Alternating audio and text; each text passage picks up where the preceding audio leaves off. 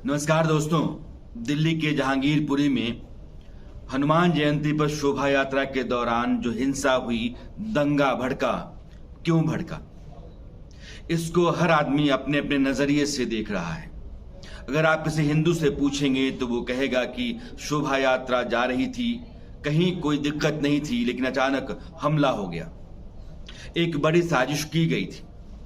किसी मुसलमान से पूछे तो कहता कि ऐसा कुछ भी नहीं है, जो शोभा यात्रा जा रही थी उसमें से लोगों ने माहौल को भड़काया, इस तरह के नारे लगाए कि वहां के हालात बिगड़े और बिगड़ गए। लेकिन सच क्या है? कई हलकों में आप पाएंगे कि एक बड़ी साजिश की बात कही जा रही है।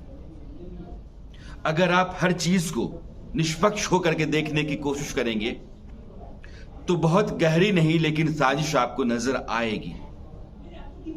पहले आपको यह समझना है कि जहांगीरपुरी इलाका कैसा है। आज की तारीख में वहां जो लोग रहते हैं वो कौन से लोग हैं, और इन दंगों में सड़कों पर लाठी, तलवार, पत्थर लेकर दौड़ते हुए लोग जो थे वो कौन थे, या गोली चलाता हुआ आदमी जो था वो कहां का था। अंसार जो मुख्य आरोपी है, आपने देखा होगा कि जब कोर्ट में पुलिस उसको पेश कर रही थी तो वो अपने आप को कहीं से भी किसी भी तरह के मलाल में दिखाए, वो डरा हुआ हो, ऐसा नहीं है। वो पुष्पा का स्टाइल देता हुआ आगे बढ़ा और कैमरे की तरफ मुड़ करके उसने दोबारा वही हरकत की। कहीं से कोई मलाल नहीं है। ये कहां का आदमी है? 12-13 साल पहले यह बंगाल से आया। यह वहां सड़कों पर मोबाइल बेचता है और कबाड़ी वाला है। कबाड़ी का काम करता है। जहांगीरपुरी में 5 माले का मकान बना करके बैठा हुआ है। इसके खिलाफ पहले से भी मुकदमे दर्ज हैं। ये आदमी कैसा है? गली में जाएंगे, गली के आसपास के लोगों से पूछेंगे तो कहेगा कि बहुत बढ़िया है, वो वहां का सरपंच बनता है। लेकिन जराइम पेशा आदमी है, उसके खिलाफ पहले से भी मामले हैं। लेकिन बुनियादी बात ये नहीं है। जो मैं कहना चाहता हूं ये है कि यह आदमी जब 12 साल पहले बंगाल से चल के आया तो बंगाल से चलकर नहीं आया, यह बांग्लादेश से चल करके आया। पश्चिम बंगाल एक खुला हुआ दरवाजा है बांग्लादेश से आने वाले बंगाली मुसलमानों के लिए, जो अपने यहाँ रोजी रोटी नहीं कमा पाते हैं तो झोला उठाते हैं और हिंदुस्तान में घुस जाते हैं। घुसने का रास्ता बिहार भी है, किशनगंज के इलाके से, और पूरा बंगाल खुला हुआ, असम भी है। एक बार वो घुसते हैं तो हिंदुस्तान के तमाम हिस्सों में वो घुसते चले जाते हैं। आज की तारीख में देश में मुस्लिम आबादी बढ़ रही है। उसका कारण ये नहीं कि हमारे यहाँ के मुसलमान आबादी ज्यादा बढ़ा रहे हैं, उनकी औसत आबादी हिंदुओं से अधिक बढ़ जरूर रही है, लेकिन संख्या आपको बहुत बड़ी इसलिए दिखती है क्योंकि बांग्लादेश का मुसलमान यहां बड़ी तादाद में हर साल आ रहा है। और यही लोग जहांगीरपुरी में रहते हैं। जो असलम है वहां के झुग्गी बस्ती में रहता है, जिसने गोली चलाई, जिसके पास से पिस्तौल मिली। वो झुग्गी बस्ती में वही बंगाली मार्का है, बांग्लादेशी। वहां रोहिंग्या मुसलमान बर्मा से चल करके, म्यांमार से चल करके, बांग्लादेश होते हुए हिंदुस्तान के रास्ते वो देश के तमाम हिस्सों में फैले हुए हैं। और कौन फैलाता है? जहांगीरपुरी में रोहिंग्या और बांग्लादेशी बड़ी तादाद में हैं।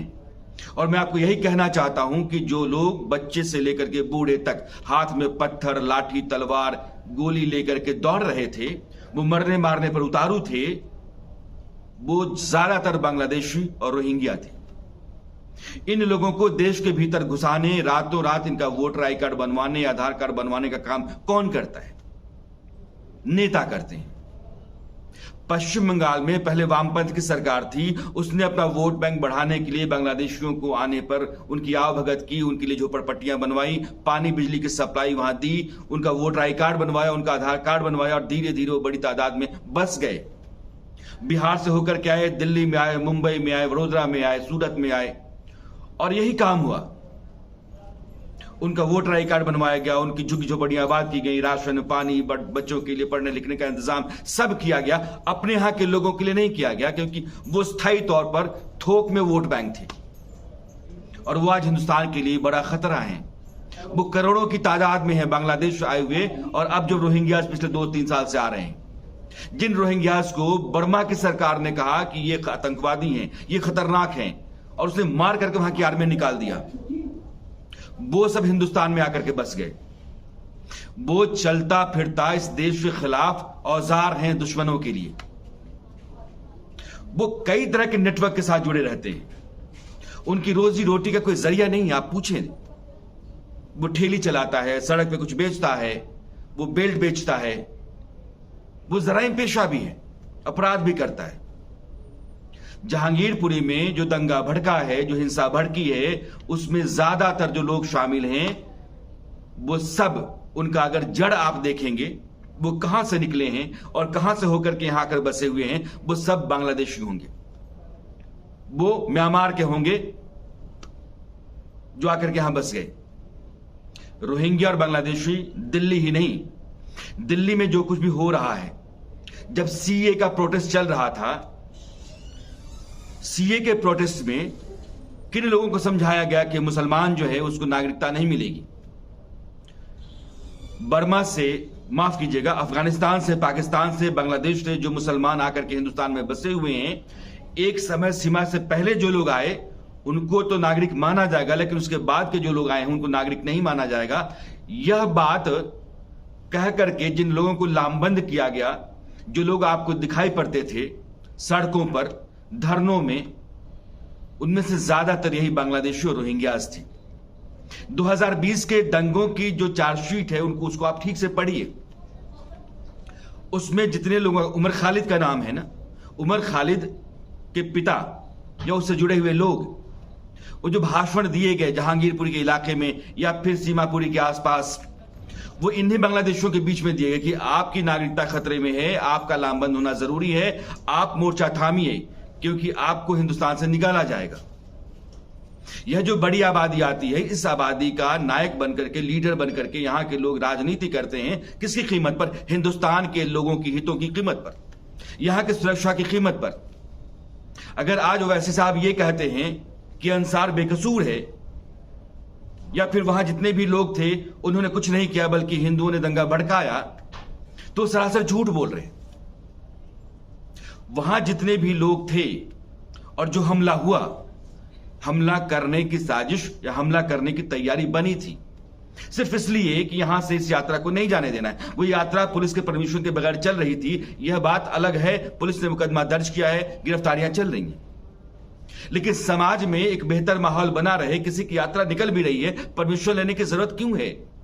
धार्मिक यात्रा जा सकती है, लेकिन खतरे हैं और वो ज्यादा हैं, उनसे माहौल बिगड़ सकता है, देश का भी बिगड़ सकता है। इस तरह के खतरों का एहसास प्रशासन के भीतर होता है, इसलिए परमिशन की जरूरत वो मांगता है। नहीं तो किसी भी धर्म के साथ किसी भी धर्म का टकराव क्यों है? इसलिए कि हम आपको यहां से नहीं जाने देंगे, क्योंकि मेरी मानसिकता है। वहां जितने भी लोग रहते हैं, जहांगीरपुरी, सीमापुरी, सोनिया विहार की तरफ चले जाइए, जहां झुग्गियां ज्यादा हैं, जहां सड़कों पर रहने वाली आबादी ज्यादा है, वो हिंदुस्तान का मुसलमान नहीं है, कम है। ज्यादा बांग्लादेशी हैं, रोहिंग्यास हैं, जैसे मुंबई, जैसे सूरत, जम्मू कश्मीर तक। और इनके चलते देश का माहौल बिगड़ रहा है। देश में जो छोटे दंगे हो रहे हैं, बड़े दंगे हो रहे हैं, उन सब का तार कहीं ना कहीं इसी तरह के floating non social criminal elements के साथ है। ये कहीं भी किसी के हाथ का औजार हैं और ये चलता फिरता खतरा है। इसलिए जांच दिल्ली पुलिस की होने दीजिए। इस जांच में जो चीजें सामने आएंगी वो कहीं ना कहीं मेरी बात को, जो मैं कह रहा हूं, साबित करेंगी, उसकी तस्दीक करेंगी कि दिल्ली में और देश के बाकी हिस्सों में जो माहौल समाज का बिगड़ता जा रहा है, हिंसा और दंगा की घटनाएं बढ़ती जा रही हैं, उसका कारण देश का मुसलमान कम है, बाहर से आए हुए मुसलमान ज्यादा हैं। और यह खतरा इसलिए है क्योंकि हमारे यहां की राजनीति जो है वो वोट के आधार पर चलती है, और वोट के लिए आप किसी भी स्तर तक गिरने को तैयार होते हैं। पश्चिम बंगाल में 34 साल लेफ्ट की सरकार रही और 10-11 साल से ममता बनर्जी हैं। 40-42 सालों में वो पूरा खुला हुआ दरवाजा है बांग्लादेश की तरफ से, आप आइए, बसिए, लेकिन हमको वोट दीजिए। बिहार में भी लंबे समय तक चलता रहा, लेकिन देश के भीतर जब आप कहीं एक जगह से घुस जाते हैं, उसके बाद समूचे देश में घूमने और बसने की आजादी आपको मिलती है, फिर आप समाज के लिए कहीं भी खतरा पैदा कर सकते हैं। यही स्थिति पैदा हो रही है। जहांगीरपुरी का एक सच यह है, और यह बड़ा सच है। जिंदा सच है, इसको समझने की जरूरत है।